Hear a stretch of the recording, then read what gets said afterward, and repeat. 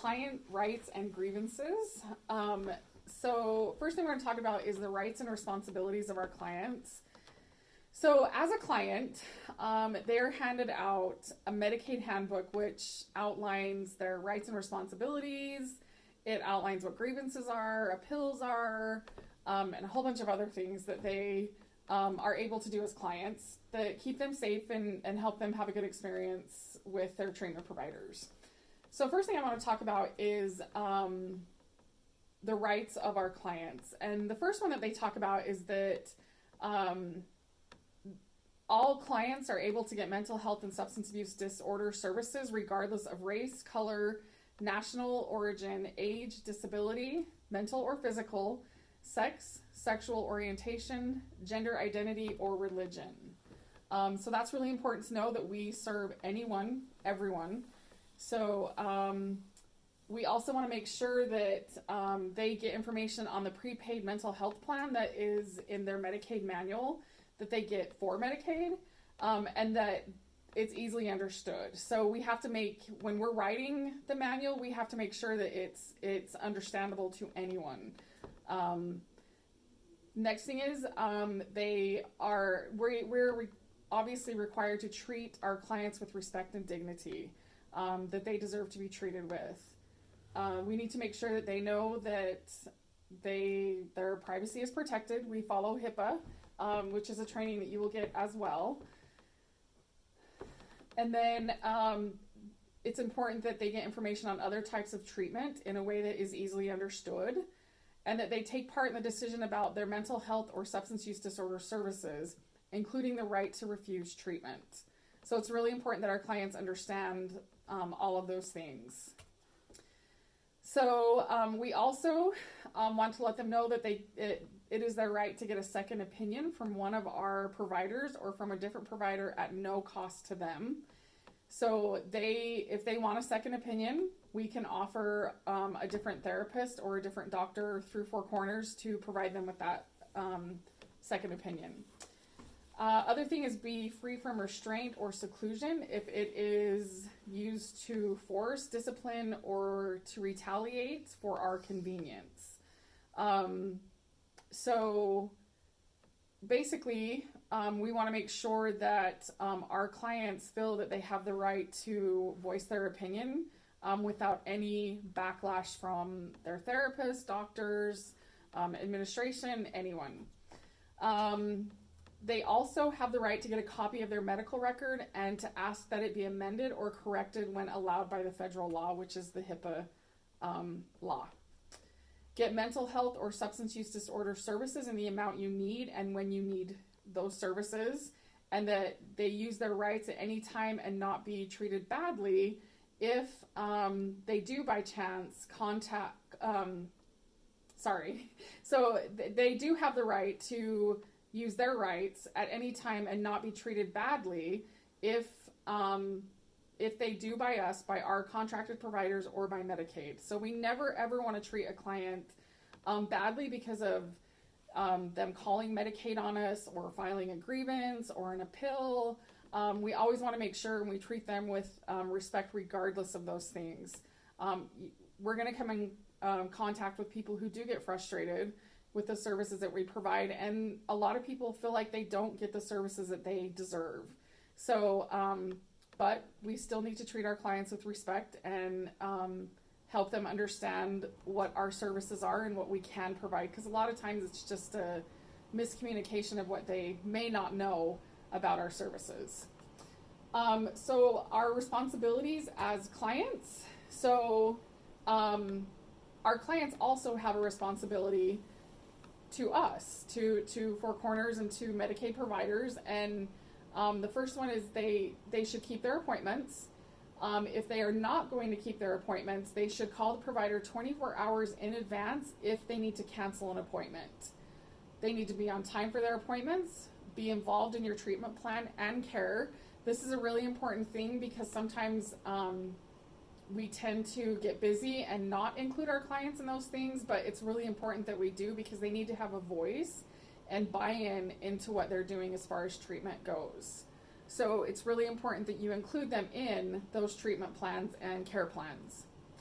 tell Four Corners or your Medicaid eligibility worker of changes in their address, phone number, or insurances. So we want to make sure that that's always accurate in our system, and it's up to our clients to make sure to let us know that.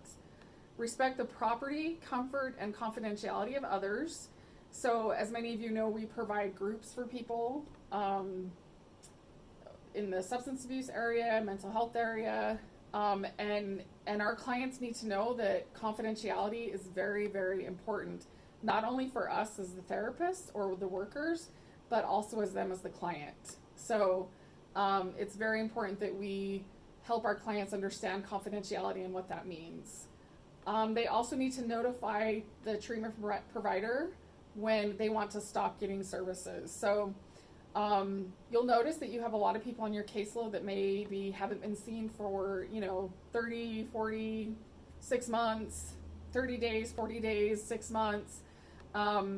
So a lot of times our clients actually don't let us know if they don't want to continue having services. So, but they should, but it doesn't always happen. Okay, and then the next thing we're going to talk about is adverse benefit determination. So this is always one that can get a little confusing, but I think that hopefully I've put it in a way that is more easily understood. Just one second, I need to find it in my... Okay, so let's talk about what adverse benefit determinations are. Basically, adverse benefit determinations are where Four Corners denies or turns down services or approves fewer services than the client or provider asked for. This is where Four Corners denies a payment for a service that the client may have to pay for. This is where it does not offer your first appointment within the required amount of time for emergency, urgent, or non-urgent care, and you are not happy with this issue, the client's not happy with that issue, or they do not settle an appeal or grievance that the client has filed with Medicaid as soon as they are supposed to, and with the client as soon as they're supposed to. So we do have time frames on grievances, appeals, and if we don't do that in that amount of time, then that's when the adverse benefit determination comes in. Also, your provider reduces the number of services or stops a service previously approved by Medicaid. If you agree with the change, if the client agrees with the change, it is not an adverse benefit determination. It's only an adverse benefit determination if the client tells us that they don't want the change. So, and the client will know if Four Corners is doing an adverse benefit determination because Four Corners will send a letter to the client called a Notice of Adverse Benefit Determination, which is a form that is included in all of our form policies and procedures that we have on our website that you can look at. So basically, we'll send that letter out to the client, letting them know that a notice of adverse benefit determination, and the client will have the right to appeal if they disagree with why Four Corners is filing the adverse benefit determination. So let's talk about what appeals are, because that would be the next step from the adverse benefit determination.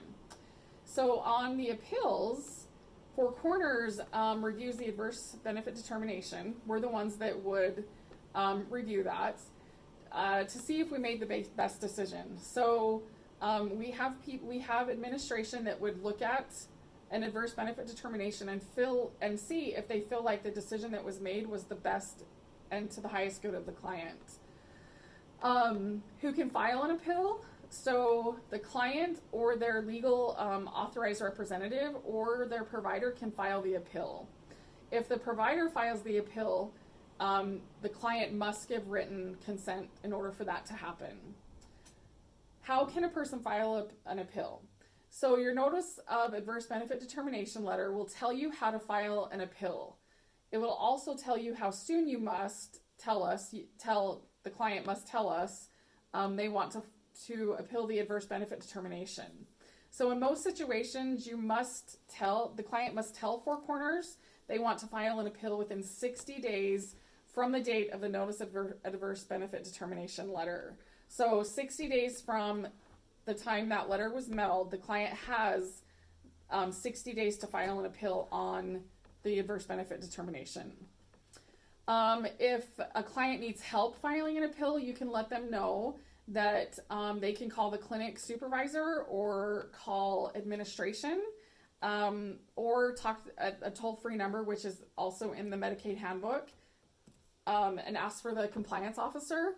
So our compliance officer is just, well, I am the compliance officer, and I work at the Carbon Clinic, so that's where you would call, the client would call to file the appeal. And if they need help with that, I can help them file that appeal. One question that clients ask a lot is if they can keep getting services once they file an appeal. So if our adverse benefit determination was reduced or stopped services, we had previously approved, the client needs to tell us if they want to keep getting those services. If the client files an appeal in the time frame required and that service is asked to be continued, we will keep giving you those services until a decision has been made. So we, as Four Corners, will keep providing that benefit while a decision is being made. If the client is appealing any kind of adverse benefit determination and has questions about it, they can also call Four Corners administration or talk to the compliance officer at the Carbon Clinic. Four Corners actually has, will give a client a written decision within 15 calendar days after we get the appeal. Sometimes we might need more time to make that decision. If we need more time, we will also let the client know in writing that we do need more time to look at the appeal. But we have to let them know in writing that that's what we want to do. Also, they may want us to take more time for other reasons.